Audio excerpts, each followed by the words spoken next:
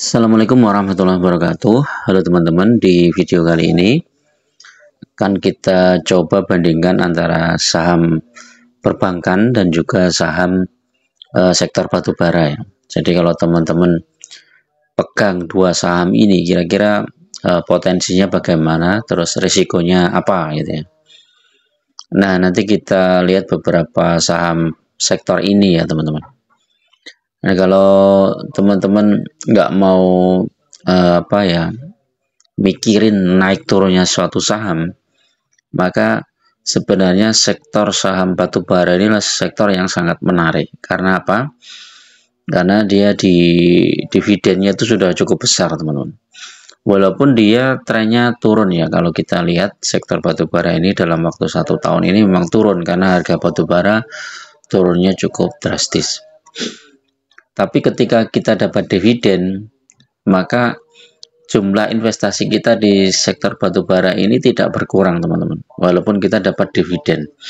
Jadi tiap tahun atau 2 kali dalam setahun kita dapat uang cash ya dari saham kita ini. Ibaratnya kita menanam modal di suatu bisnis ya, misalnya minimarket atau bisnis apa yang lain, dengan profit 20% atau 15-20% setahun, itu sudah sangat menarik ya. Kalau dianggap aja 20%, maka kalau kita menanam modal di suatu bisnis 1 miliar, maka setahun kita dapat 200 juta. Dan itu bisa kita lipat gandakan ya.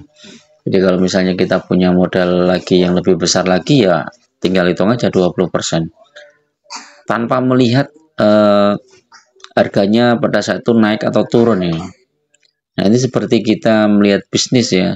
Dalam melihat bisnis, kita tidak melihat ke dalamnya, tapi kita pokoknya dapat profit sekian persen gitu. Nah, beda dengan ketika kita membeli suatu saham perbankan. Sebagai contoh misalnya apa ya? BCA ya. BCA ini dalam waktu 1 tahun naik tipis ya teman-teman, dari 9.000 ke 9.325 ya. 9.900, Pak cek.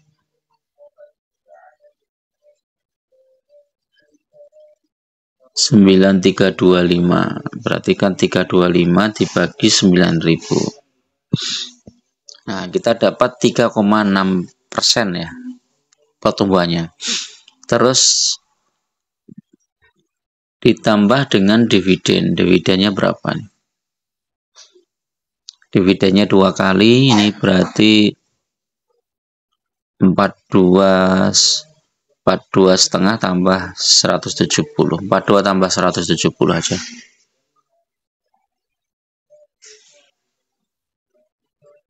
Dibagi 9.000 ya. 2,3 ya. Nah, yang dalam bentuk cash ini adalah sebenarnya 2,3% ini teman-teman. Karena kalau kita menjual saham kita di BCA, berarti kan uang modal kita sebenarnya berkurang ya. Karena jumlah lot kita di saham BCA ini berkurang. Jadi kalau misalnya kita modal 100 juta, ya kita dapatnya 2,3 juta ya setahun ya. Tapi kalau mau kita jual saham kita di BCA ini, ya kita bisa dapat setahun sekitar tambahan 3% ya, 3 juta. Misalnya kayak BRI misalnya, ini sebagai contoh yang lain ya. Kalau itu BCA ya, BRI. Kalau BRI ini dividennya lumayan lebih besar ya. 231 tambah 84. 231 tambah 84, 315 dibagi, coba harga 1 tahun yang lalu berapa?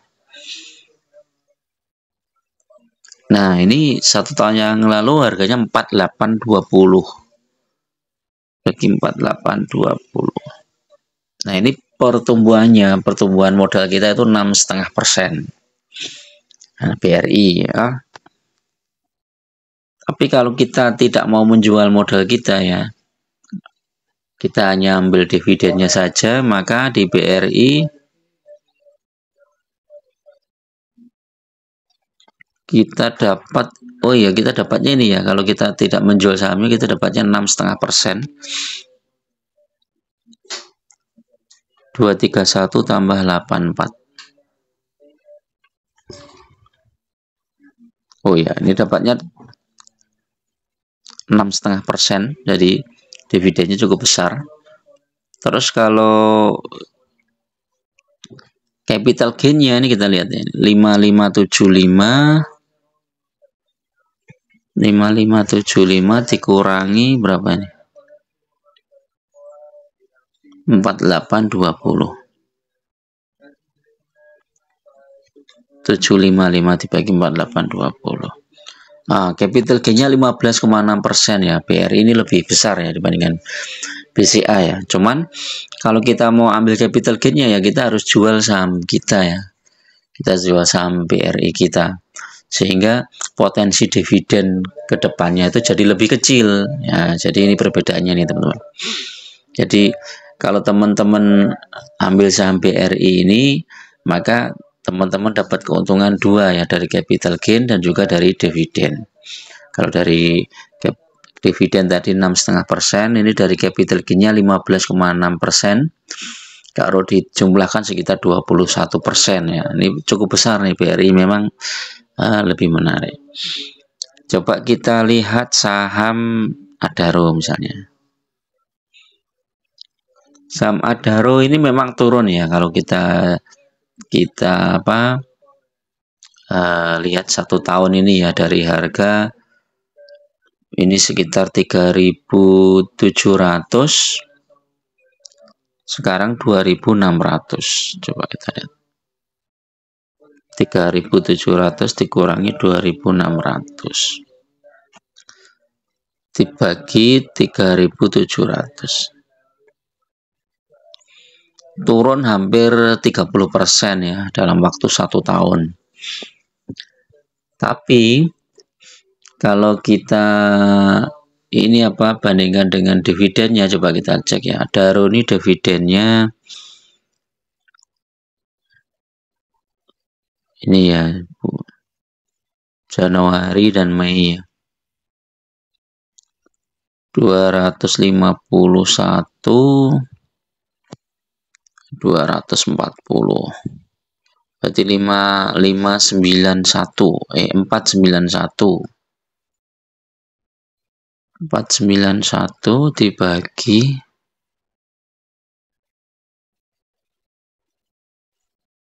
1 tahun yang lalu 3.700. Nah, ini kita dapat dividennya sekitar 13% ya. Jadi kelihatan kecil memang ya. Tapi ini murni duit cash semua nih teman-teman. Jadi anggap aja uang kita, modal kita nggak berkurang ya. Di Adaro ini nggak berkurang. Tapi kita dapat sekitar 13%. Coba kita lihat ITMG coba. ITMG 1 tahun ini turun dari 42.000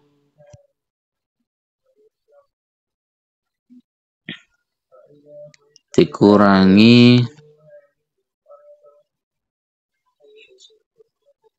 sekarang 25025. Nah, ITMG ini turunnya juga besar nih ya, 16.000 poin.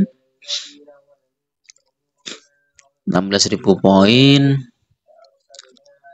atau berapa persen ini dibagi 42.000? 40% ya. Ini penurunannya lebih besar nih ITMG ya. Dalam waktu 1 tahun ya dibandingkan dengan Adaro. Adaro tadi 30%.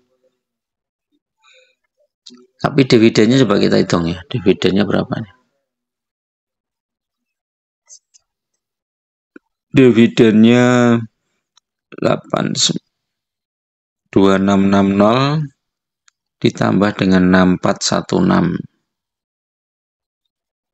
2660 ditambah 6416 9.000 dibagi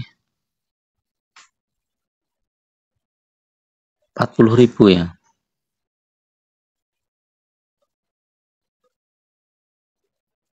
42.000.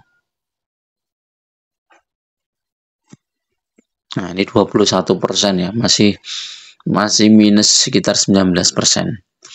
Tapi keuntungannya adalah kita tidak perlu menjual capital gain-nya ya. Kita tidak perlu menjual saham kita untuk mendapatkan dividen yang lumayan besar ya. Jadi kalau kita anggap ini suatu bisnis ya, sudah kita nanamkan modal di sini, terus kemudian tiap tahun kita dapat dividen yang lumayan besar, yaitu ya kita dapat duit cash. Apalagi kalau itu dipakai dengan dividen investing. Jadi kita dapat dividen, kita belikan lagi sahamnya di harga bawah. Nah, ini otomatis nanti peluang dividen kita di tahun berikutnya atau pembagian dividen berikutnya itu akan lebih besar lagi. Paling tidak nambah 20%. Nah, jadi itu teman-teman. Tapi kalau misalnya kita lihat jangka panjang 3 tahun, ya ITMG ini juga naik. Jadi hampir sama dengan BCA tadi ya. BCA itu kalau kita lihat 1 tahun turun ya, atau enggak terlalu besar naiknya, tapi 3 tahun mantap, 5 tahun naik. Cuman dividennya kecil ya, dividennya kecil. Kalau mau dividennya yang agak besar, ya teman-teman ambil saham BRI yang untuk sektor perbankan ya. Kalau sektor batubara ya teman-teman hampir tinggal milih aja, ada PTBA, ITMG, Adaro, ini saham-saham sektor batubara yang cukup dividennya cukup besar. Jadi itu teman-teman, terserah teman-teman mau milih yang mana ya. Jadi kalau teman-teman mau yang capital gain-nya naik terus, nanti kalau misalnya membutuhkan dana, teman-teman tinggal jual sahamnya. Atau teman-teman nggak mau mikirin capital gain, tetapi teman-teman yang penting dapat dividen. Nah, dari dividen itu sebagian bisa teman-teman pakai, atau sebagian atau diputar lagi di saham tersebut, terus kemudian dilipat gandakan sehingga dividen berikutnya tambah besar dan tambah besar.